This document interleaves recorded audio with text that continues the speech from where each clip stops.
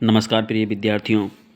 जैसा कि आप देख सकते हैं कि कल जो विज्ञान का पेपर आया था उसमें जो हमारा दूसरा भाग है रसायन विज्ञान का, उसमें देख सकते हैं कि अब पहला ही जो क्वेश्चन था अपक्रियाओं को संतुलित करना था, उनको संतुलित समीकरण लिखने थे। तो पहला यहाँ पर देख सकते हैं कि कैल्शियम हाइड्रोक्साइड, जो कैल्शियम हाइड्रोक्साइड का जो फार्मूला होता है CaOH का whole twice plus carbon dioxide CO2 जिसका फार्मूला होता है।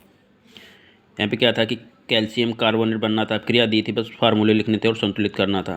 कैल्शियम कार्बोनेट CaCO3 प्लस जल अर्थात H2O, ये था। यहाँ पर हम देख लेते हैं अब क्रिया संतुलित है कि नहीं है।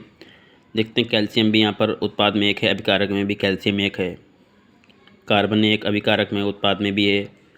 ऑक्सीजन देख सकते हैं 3 और 1 4 है, यहाँ पर ऑक्सीजन 2 और 2 4, और हाइड्रोजन भी यहाँ पे 2 और 2 है। तो ये अपक्रिया हमारी क्या है, संतुलित है। अगली अपक्रिया आती है कि यहाँ पे देख सकते हैं कि बेरियम क्लोराइड का जो फार्मूला होता है BaCl2। बेरियम क्लोराइड हो गया क्योंकि क्लोरीन की संयुक्ता 1 होती है और बेरियम की 2 होती है, प्लस पोटेशियम सल्फेट K2SO4। इसके बाद हमारा यहाँ पे क्या बन जाएगा, barium sulphate BaSO4 plus potassium chloride अर्थात KCl। लेकिन यहाँ पर देखते हैं पोटेशियम भी 2 है हमारे और अभिकारक में क्लोरीन भी 2 हैं, तो इसके पोटेशियम क्लोराइड के हम 2 अणु ले लेंगे। ये अपक्रिया हमारी संतुलित हो गई। अगला है जिंक का जो हमारा संकेत होता है Zn प्लस H2SO4 सल्फ्यूरिक अम्ल।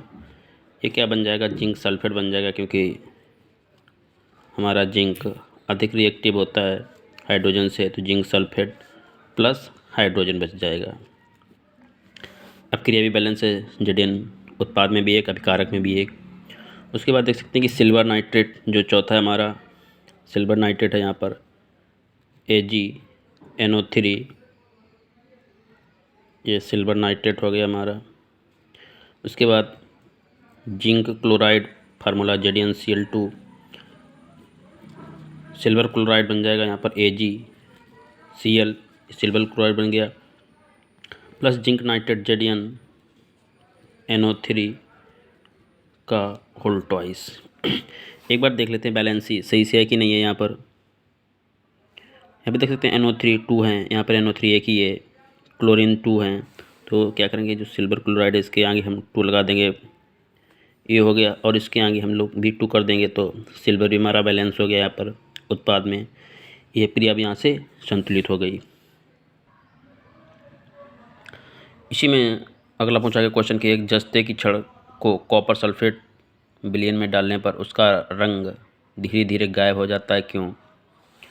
क्योंकि देख सकते हैं जो हमारा जो जिंक होता है, ये जिंक की कोई भी छड़ हम क्या करते हैं, कॉपर सल्फेट के विलयन में डालते हैं, तो जिंक होता है हमारा मोर रिएक्टिव होता है, अधिक प्रभावशाली होता है, जिससे क्या करता है वो कॉपर को यहाँ से विस्थापित कर देता है और खुद जिंक सल्फेट बन जाता है तथा कॉपर को अलग कर देगा। तो यहाँ से क्या होगा, जो हमारा जो कारण है वो ये है कि जिंक अधिक सक्रिय है कॉपर से, जो सक्रियता श्रेणी में, इसलिए कॉपर को यहाँ से विस्थापित करके स्वयं एक विलयन बना लेता है, इसीलिए उसका रंग धीरे धीरे गायब हो जाता है। अगला है कि आयनिक यौगिकों के गलनांक उच्च होते हैं, क्यों? आयनिक यौगिक जो होते हैं जैसे सोडियम क्लोराइड है, पोटेशियम क्लोराइड है, उस पर क्या होता है कि मान लो NaCl है, जो सोडियम है यहाँ पर धन आवेश है और क्लोरीन पर ऋण आवेश है, तो धन और ऋण आवेश विपरीत आवेश होने के कारण ये एक दूसरे के बहुत ही आकर्षण से बंधे रहते हैं, जिससे इनको अलग करने के लिए, यानी मेल्टिंग पॉइंट जो है उनका उच्च होता है, क्योंकि इनके लिए हमें अलग करने के अत्यधिक हमें फोर्स लगाना पड़ेगा, जिसलिए इन यौगिकों के गलनांक उच्च होते हैं। उदासीनी अपकरण अपक्रिया पूछेगी कि उदासीनीकरण अपक्रिया क्या होती है। देख सकते हैं कि जो उदासीनी अपकरण अपक्रिया है कि कोई भी हम लोग क्या कर सकते हैं कि अम्ल लेकर, अम्ल मान लो HCl ले लिया हमने, ये अम्ल हो गया। अम्ल की अपक्रिया क्षार के साथ करानी है प्लस NaOH, ये हमारा है। तो ये हमारा क्या है, क्षार है। अम्ल और क्षार की अपक्रिया कराने पर हमें जो है, ठीक है, साल्ट मिल जाएगा। जो उदासीनीकरण क्रिया यहाँ से बन जाएगा हमारा NaCl प्लस H2O, ठीक है। ये हमारे उदासीनीकरण क्रिया होगी, जिसका हमने एक उदाहरण भी यहाँ पर दर्शा दिया है। भर्जन को उदाहरण से ही समझाएं। भर्जन की बात हो रही है यहाँ पर। भर्जन क्या होता है कि किसी प्रकार से जो अशुद्धियाँ होती हैं उनको दूर करने के लिए प्रयोग किया जाता है। तो अगला इसी में क्वेश्चन है कि IUPAC नाम लिखिए। CH3COOH, यहाँ देख सकते हैं कि CH3 चाहो तो इस प्रकार से लिख सकते हो COOH। यहाँ पे जो हमारा फंक्शनल ग्रुप अर्थात क्रियात्मक समूह है COOH है। तो यहाँ पर देख सकते हैं 1 कार्बन और 2 कार्बन हैं, तो एथेनोइक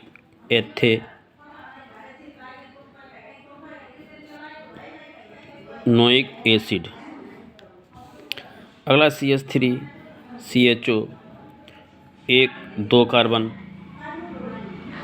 एथेनल, क्योंकि यहाँ पर CH2 समूह है, एल्डिहाइड समूह है, तो लास्ट में अल लगता है। तो यहाँ से ये हो गया। दोस्तों इसी में बहुविकल्पीय क्वेश्चन है, वो भी हम लोग देख लेते हैं एक बार। पूछा क्या है, एल्केनों का सामान्य सूत्र है। जो एल्केन होते हैं यहाँ पर देख सकते हैं CnH2n+2 होता है, ये हमारा एल्केन का फार्मूला है, ठीक है। ये हमारा एल्कीन का है, ये एल्काइन का है। अगला है कि समझातीय श्रेणी। समझातीय श्रेणी देख सकते हैं हम लोग, ये फार्मूला जो C2H4 तथा C3H6 दिया गया। समझातीय श्रेणी मतलब होता है जिनमें बराबर का अंतर हो। तो यहाँ पर देख सकते हैं इसमें भी, ये भी हमारी सजातीय जो श्रेणी है वो भी है। और क्योंकि इसमें CnH2n फार्मूला लग सकता है, ये वाला देख सकते हैं। कार्बन जगह 2 रख के और 3 रखने पर, 2 रखने पर ये आएगा हमारा, 3 रखने पर ये आएगा, ये हो गया। दूसरा हमारा है HCHO, क्योंकि यहाँ पे भी देख सकते हैं हमारा एल्डिहाइड समूह है और ये भी एल्डिहाइड समूह है।